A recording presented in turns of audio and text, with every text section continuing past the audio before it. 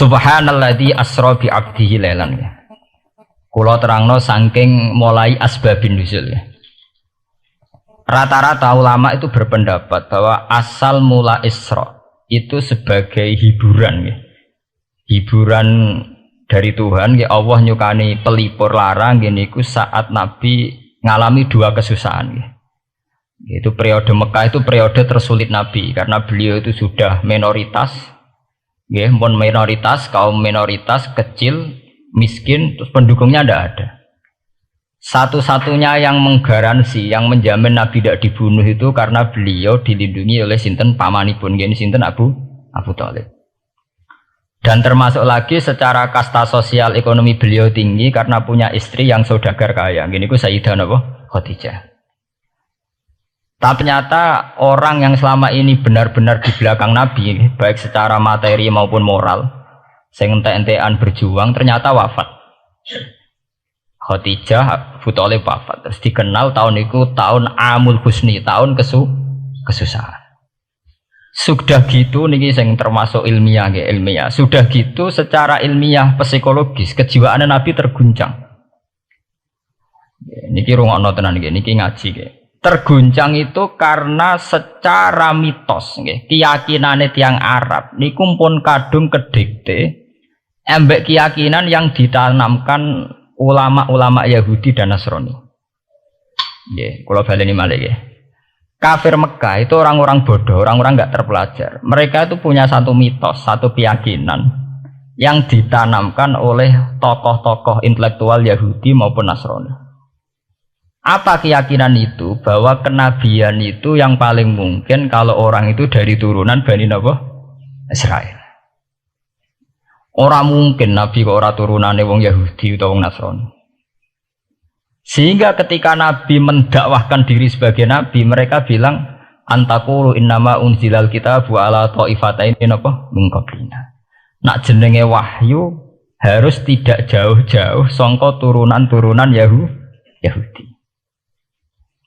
Sebab itu banyak cerita di Quran, cerita konsultasi tiyang kafir Mekah pada tokoh-tokoh Yahudi. Setelah konsultasi ya disesatkan. Orang mungkin Nabi kok nemu ummiyin, mung bintu-bintu untuk napa? Wahyu. Padha-padha dadi nabi rak kita, orang Muhammad. Ini kalau cerita sejarah. Sehingga saat Nabi ngaku Nabi, niku kayak sudah jadi mitos. Nabi itu tidak boleh jauh-jauh dari Palestina. Karena Nabi Ibrahim orang Palestina, Nabi Isa orang Palestina, Yahya Zakaria juga orang Palestina. Nabi Musa juga orang Palestina. Semuanya itu tidak jauh-jauh dari komunitas Baitul Aqsa. Ini ku masjid Baitul Maqdis atau Baitul Muqaddas. Lah itu wong kafir pinter. Saking kepengen nyudutno Nabi Muhammad itu sampai Nabi mesti ning Palestina. Ya mesti roh cerita-ceritane Nabi ning Palestina. Lah kowe apa tau roh Palestina? Setelah kowe detail-detail. Nah kowe pancen roh iku pintu masjid ning Palestina Baitul Aqsa jumlahe piro? Terus madhepe ning ndi wae. Jadi bahwa Nabi ngeklaim diri sebagai Nabi yang bisa membaca malakutas samawati, baca alam-alam gaib. Niku dites nek iso tenan saiki aku takok jumlahe pintu Baitul Maqdis piro. Nah, niki peringatan kangge santri-santri bahwa semua Nabi itu di luar dites fisik. Artinya zaman Nabi sholat ning masjid kayak teletong unta terus disiksa Abu Jahal itu hanya ujian-ujian fisik. Tapi di luar itu sebetulnya Nabi juga mengalami ujian-ujian intelektual. Ya kayak cerita-cerita di hadis sahih, Nabi itu sering didatangi orang Yahudi ditanya, "Mat, saya punya 5 pertanyaan. Yang tahu itu hanya Nabi. Kalau kamu bisa jawab ya Nabi, kalau enggak ya tidak Nabi." Termasuk takokane, apa pertama yang dimakan ahli jannah saat masuk surga? Takokane aneh-aneh. Terus kenapa anak itu kok kadang mirip bapaknya, mirip ibunya? So takut aneh-aneh. Dan itu berlanjut terus sampai Nabi di periode Madinah. Nah sebab itu Nabi itu secara intelektual itu diasah Tuhan lewat proses Isra, di mana Nabi saat itu secara fasih bisa menjawab jumlah pintu Masjid Aqsa sekian. Perilaku Nabi Musa begini, wajahnya Nabi Musa begini, wajahnya Nabi Ibrahim begini. Sampai di hadis-hadis sahih Nabi bisa menjelaskan detail. Nabi Musa itu rambutnya kayak ini, wajahnya kayak ini, ada mutiwal. Itu detail sekali Nabi. Sebab itu di sini diterangkan oleh Imam Suyuti, peristiwa Isra adalah peristiwa di mana Nabi berjumpa para sinten Nabi. Itu asal usulnya kenapa? Karena sudah kayak menjadi mitos, Nabi itu tidak boleh jauh-jauh dari tradisi Yahudi, tradisi Palestina. Paham ben sampean roh asal usulnya. Tapi kemudian asal usul itu sebetulnya hanya sementara, ya, hanya permainan politik. Ya, mau sampean ben roh sejarah, permainan politik, manipulasi politik. Sebetulnya Nabi itu ya tidak jauh-jauh dari beliau adalah keturunan Israel. Yo, Israel itu bukan menunjuk sebuah negara loh, sampai anda salah paham. Israel dalam bahasa Quran itu menunjuk awladi Yakub. Israel menjadi negara kan baru kemarin setelah diberi kemerdekaan Inggris, paham ya? Israel sebagai negara kan baru apa? Kemarin. Sehingga istilah Israel di Quran maupun di hadis adalah menunjuk awladi Yakub. So intinya di antara anak Nabi Yakub ono jenenge Yahuda. Yahuda di turunan-turunan itu mimbani Yahuda. Niku diarani Bani napa? Israel. Ternyata setelah dirunut, Nabi Muhammad itu ada beda jauh dengan keluarga Israel. Karena Nabi adalah turunannya Nabi sinten? Ibrahim. Okay. Nabi Ibrahim niku gada putra kalih sing gada turunan gini ku Ishak kalian Ismail. Ismail kalian Nabi Ibrahim disalap teng Mekah. Ini sing disebut Quran inni askantu min dzurriyyati biwatin ghairi dzi sar'in inda baitikal muharram. Terus saking Nabi Ismail nurun-nurun ngantos Sayyid Adnan. Ya, mulane nak teng berjanji disebut wa adnanu bila raibin inda dzawil ulumin nasabiyah ila dzabihi Ismail nisbatuhu wa muntama. Secara teori ilmu nasab Sayyid Adnan jelas-jelas wa adnanu bila raibin inda dzawil ulumin nasabiyah ila dzabihi Ismail nisbatuhu wa muntama. Tapi yang menjadi masalah yaitu tadi saya sudah bilang seakan-akan Nabi Muhammad itu orang yang benar-benar berbeda dari dinasti itu, dari keturunan itu. Karena orang Yahudi, orang kafir Mekah di kepentingan menggagalkan kenabian Muhammad. Sehingga dilecehno Muhammad bin Abi Kabsah. Oh Muhammad yang cilik di rumah tukangan wedes. Jadi gue nak seneng kiai kan inna akramakum indawi atqakum. Cek Ben Karlan, cek Karmin pokoknya takwa ya kiai. Itu nak lagi gedeng kiai iku kan. Anake Karlan kok kakean tingkah. Lah dhisik wong Mekah ya ngoten niku. Jadi nak muni Muhammad bin Abdullah bin Abdul Muthalib cek terhormat. Mereka adalah orang-orang bangsawan di seputar Quraisy. Nabi itu kastane Quraisy. Jadi kalau Muhammad bin Abdullah bin Abdul Muthalib cek ketok terhormat. Wong kafir pinter nang istilahna ora Muhammad bin Abdullah. Muhammad bin Abi Kabsah. Mergo cilike Nabi tau dirumat. Cara kene ya Karlan ning penjara desa. Mulane Nabi tau angon wedhus, mergo tau de bapak angkat sing tukang napa? Wedhus. Lah wong Mekah pinter, dididik wong Yahudi. Nek istilahna aja Muhammad bin Abdullah bin Abdul Muthalib, iku cek kekerenan, terlalu napa? Keren. Jadi Muhammad bin Ibnu Abi Kabsah. Di wong nak seneng Pak Harto kan Soeharto jenderal besar. Nek sing gedeng wong kemusuk kan repot ya. Terus nyebut desa asli ini asal nak seneng bupati ya jadi bupati. Orang nomor 1 di Bojonegoro, nak gedeng golekno asal usule. Semua itu mun sunnatullah mulai riyen sampai kiamat ya. Sunnatullah lihat ikut kelas napa? Mengkopel. Walanta jadi sunnatil lain napa? Tabdila. Ya akan begitu. Nah sehingga peristiwa Isra itu satu peristiwa rohani ya. Selain peristiwa rohani nanti akan diwajibkan sholat, juga ada peristiwa intelektual, ada pengajaran intelektual. Bahwa semua nabi itu harus punya tradisi yang sama, punya karakter yang sama. Jika nabi dalam proses Isra itu dipertemukan dengan Nabi Ibrahim, Nabi Musa, nabi-nabi yang lain. Dan diskusi di situ juga ada diskusi-diskusi. Paham ya?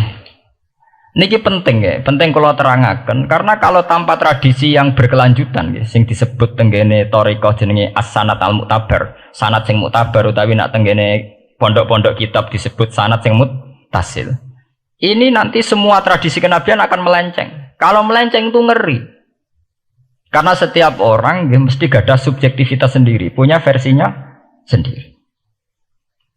Sehingga semua nabi harus model istilah politik itu punya platform yang sama, punya karakter yang sama, punya model yang apa? Sama.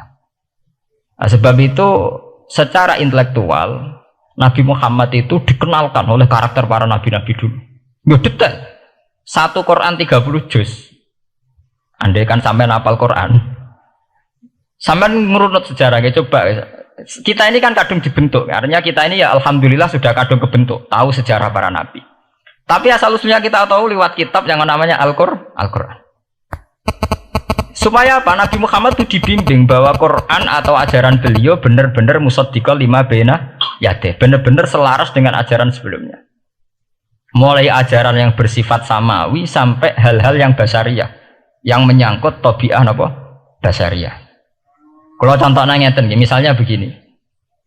Nabi Muhammad disejarahkan Nabi Ibrahim. Beliau punya problem. Problem itu berupa punya bapak atau paman yang tidak Islam.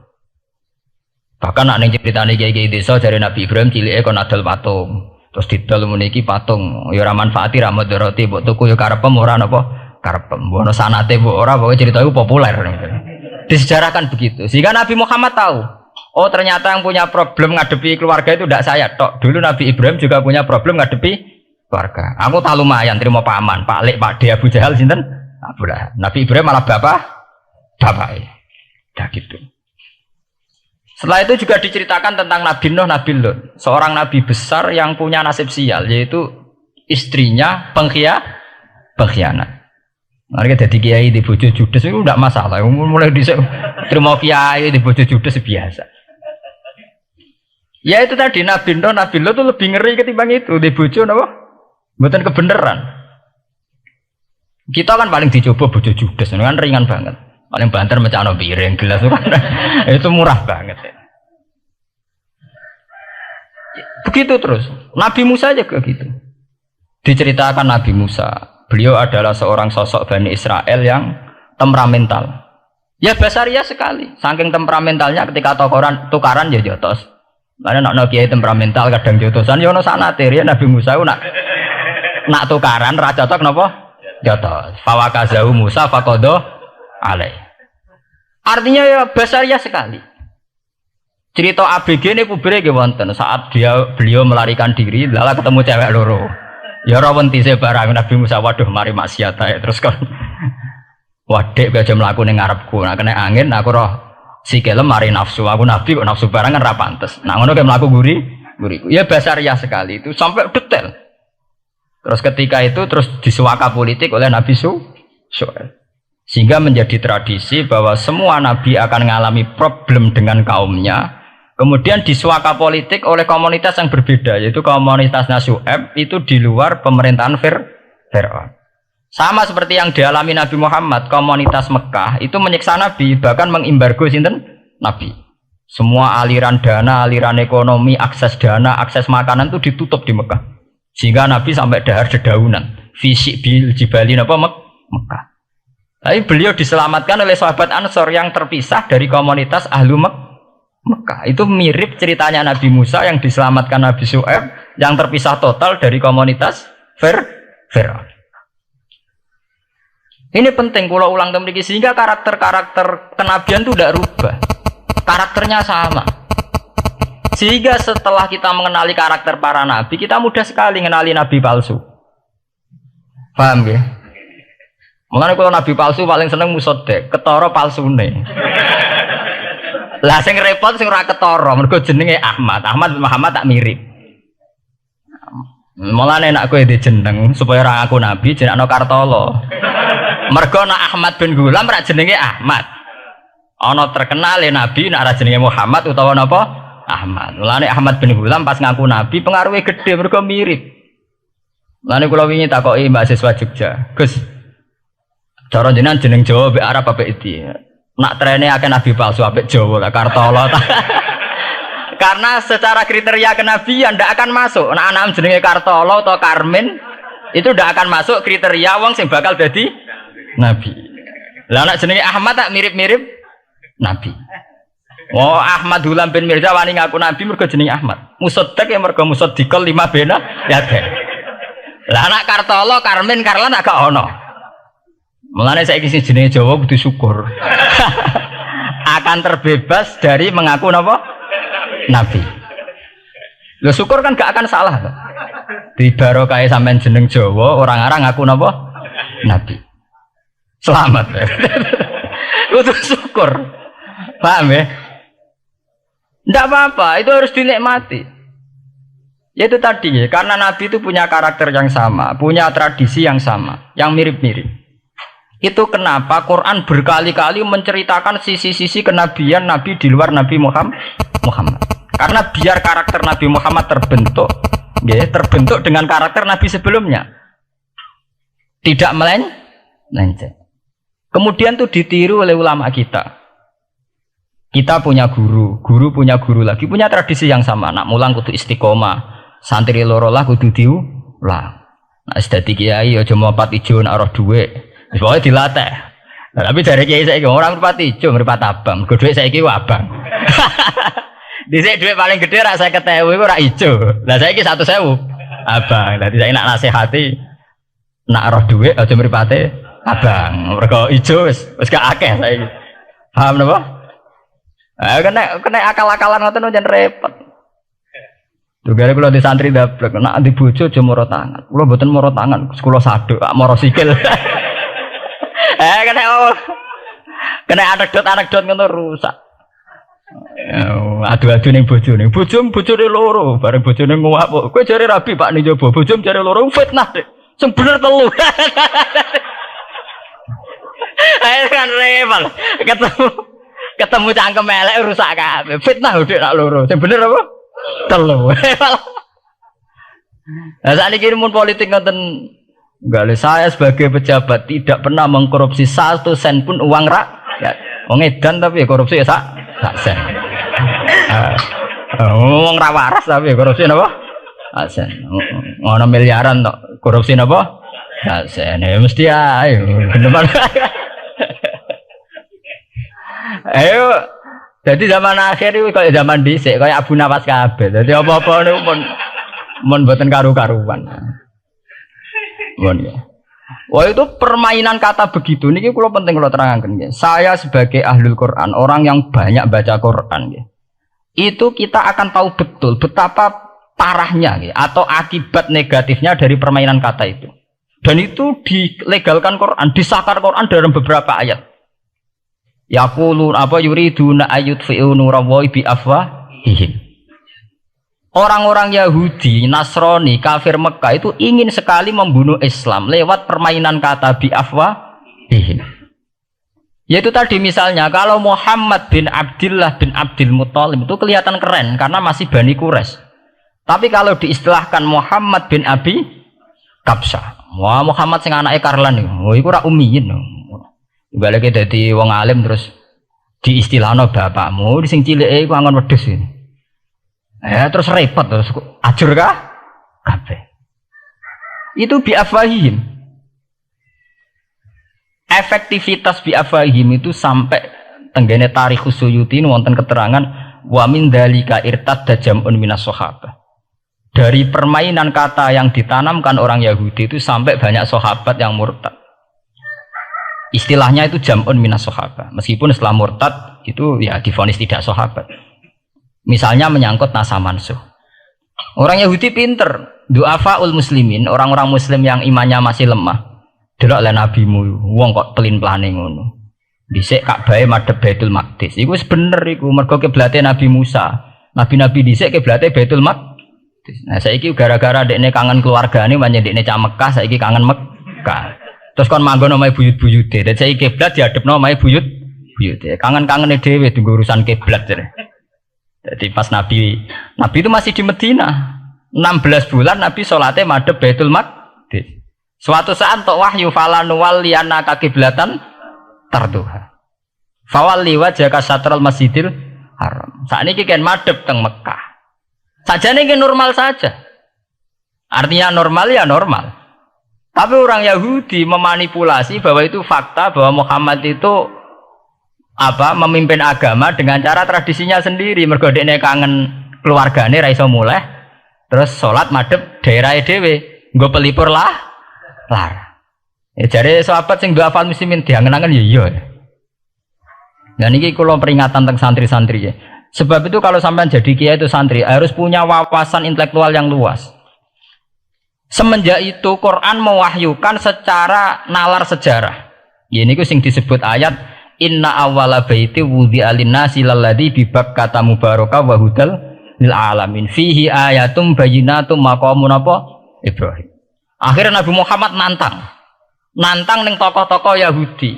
Apa salahnya saya punya dua kiblat? Baitul Maqdis adalah kiblatul anbiya karena dulu Nabi Musa di situ, Nabi Isa di situ.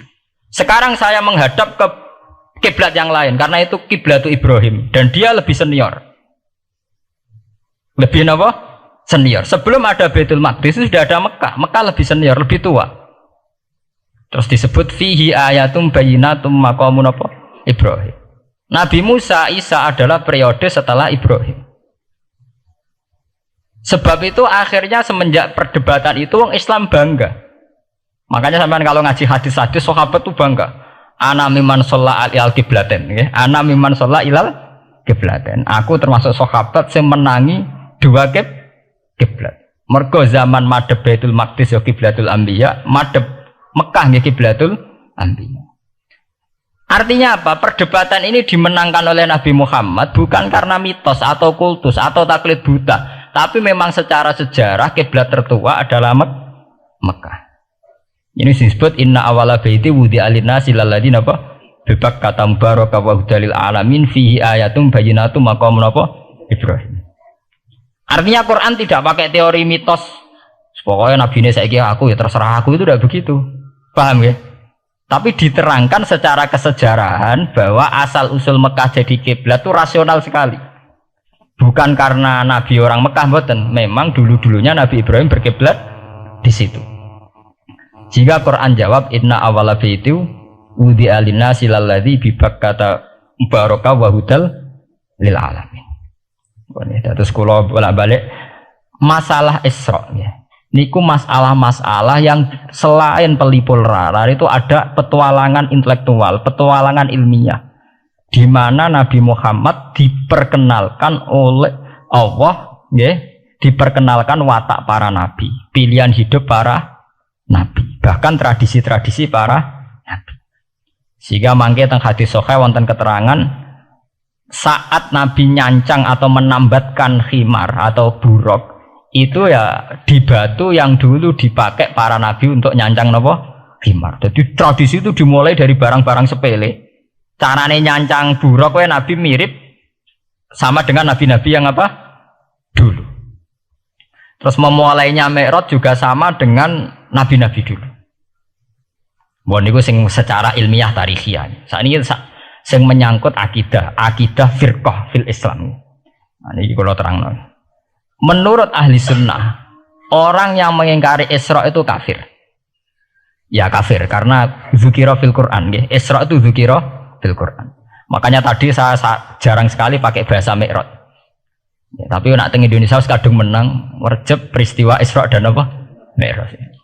Pokoknya bahasa kadung salah, kadung menangan ya menangan. Kadung istilah Isra dan apa? Mi'raj. Sebetulnya yang disepakati ulama itu hanya Isra. Artinya yang memungkiri Isra itu kafir karena dzikra fil Quran. Lah kemudian Mi'raj menurut keyakinan Ahlussunnah itu terjadi. Setelah terjadi itu masalahnya biruhi wa jasadihi jami'an ma'an atau biruhi faqat. Nah, kemudian menjadi firqah-firqah yang macam-macam. Ada yang meyakini biruhi wa jasadi, ada yang meyakini biruhi napa faqat. Sampeyan kalau ngaji Al-Kawakibul Lama'ah karangannya Mbah Fadl atau kitab-kitab panduan ahli sunnah yang disahkan oleh NU.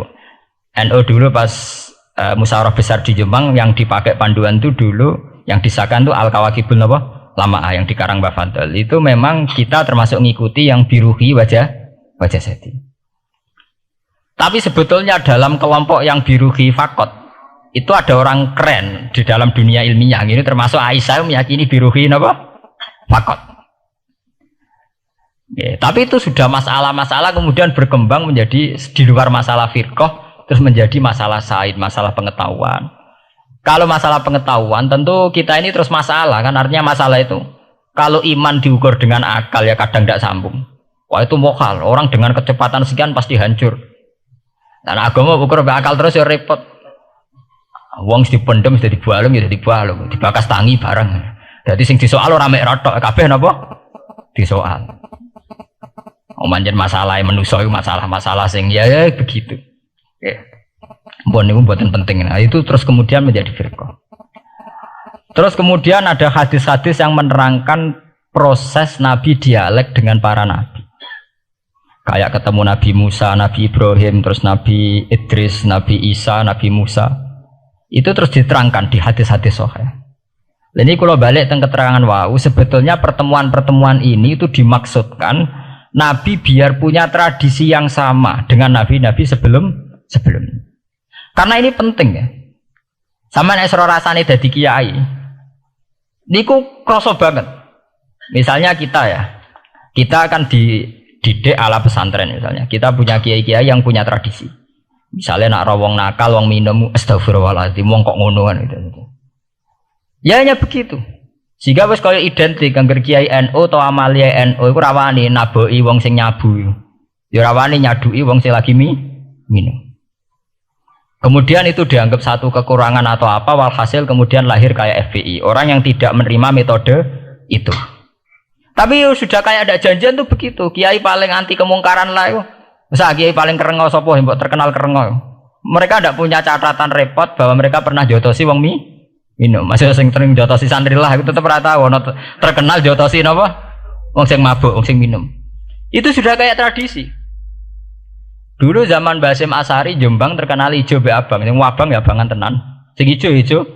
Tapi tidak ada catatan sejarah kiai jotosan be pemabuk.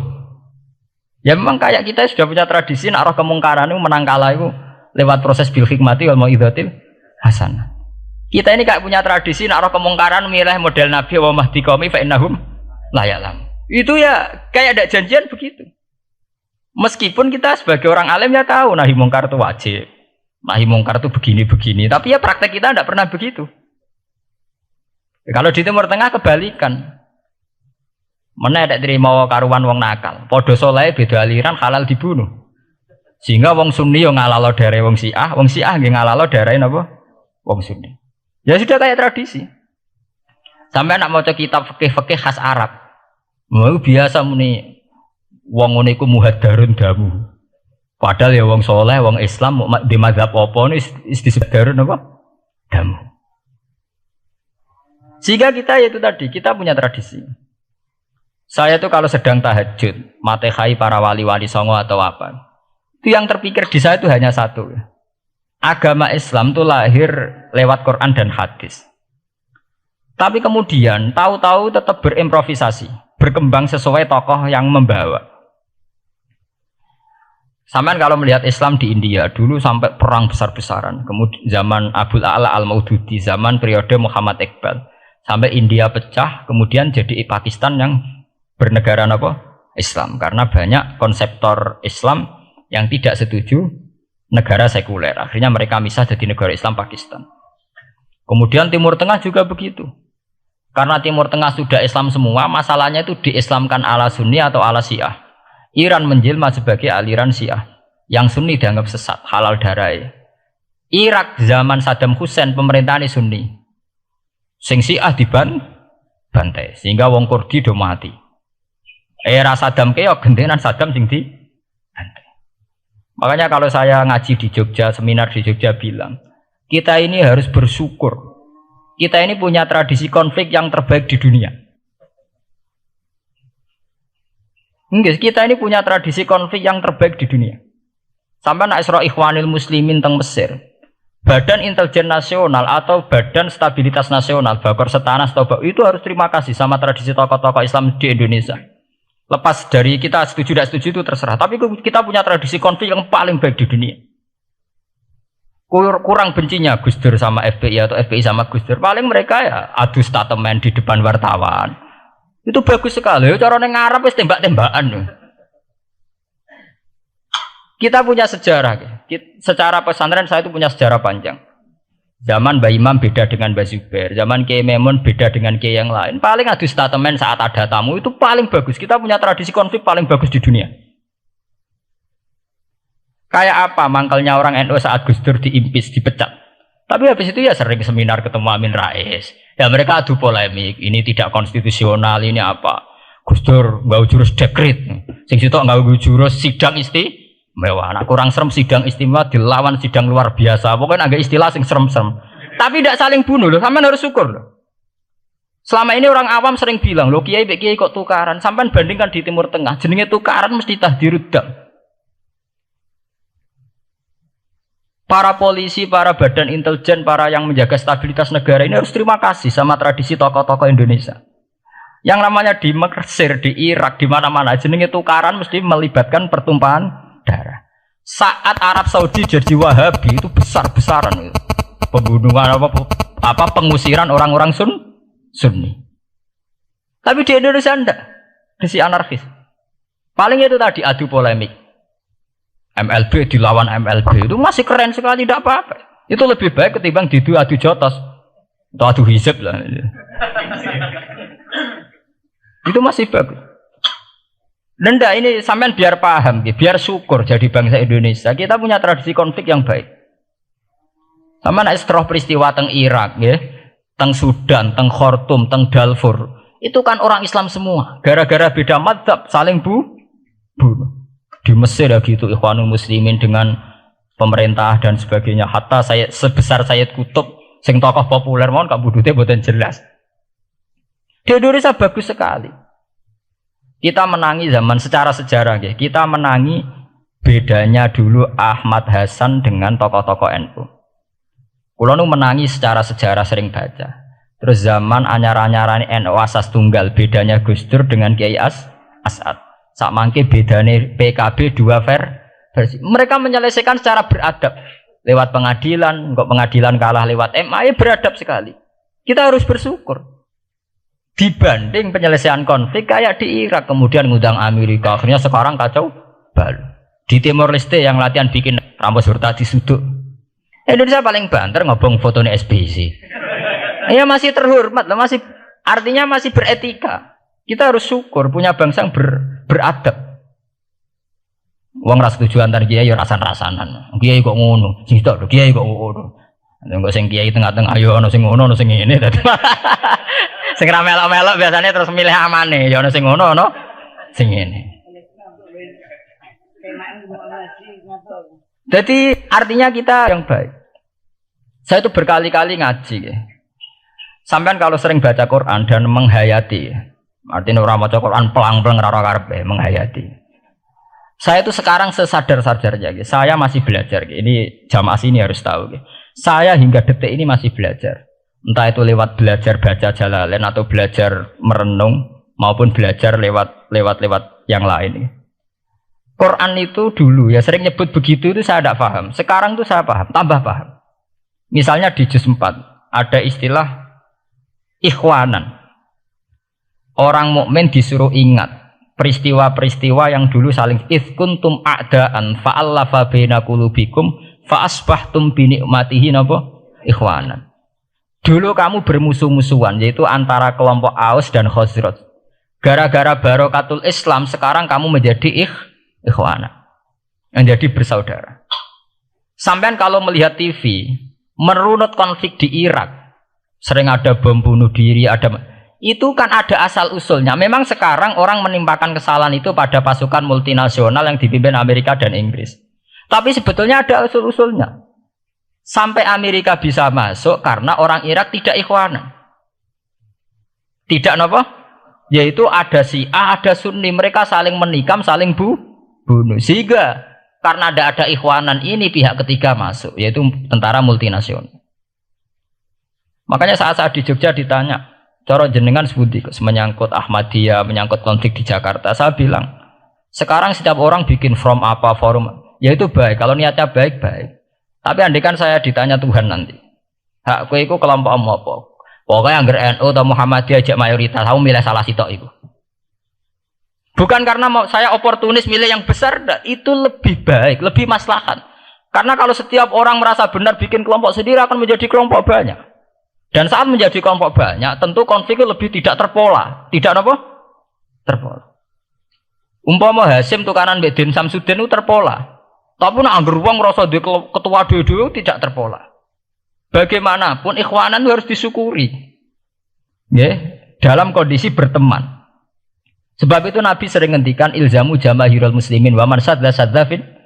Mbok kamu itu ikut kelompok mayoritas saja. Jamaahirul muslimin cara bahasa netralnya mbok ya kamu itu ikut kelompok mayoritas saja. Karena kalau orang merasa benar kemudian bikin kelompok sendiri itu tidak ada selesainya. Lah akulah cara nuruti GR sebagai kelompok dhewe. Wong aku ya di umat, di pengaruh sing nyucup wis akeh. Tapi kalau semua orang merasa begitu kan repot nanti. Mursid di kelompok dhewe, tukang toreko di kelompok dhewe, tukang ngaji di kelompok dhewe.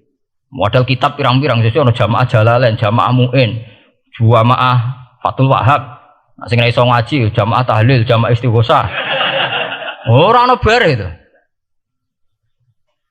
Saya tuh kalau ditanya di Jogja, meskipun saya kritis, artinya kritis itu mungkin terhadap satu fenomena kita tidak setuju atau Muhammadiyah dalam banyak hal atau satu dua hal.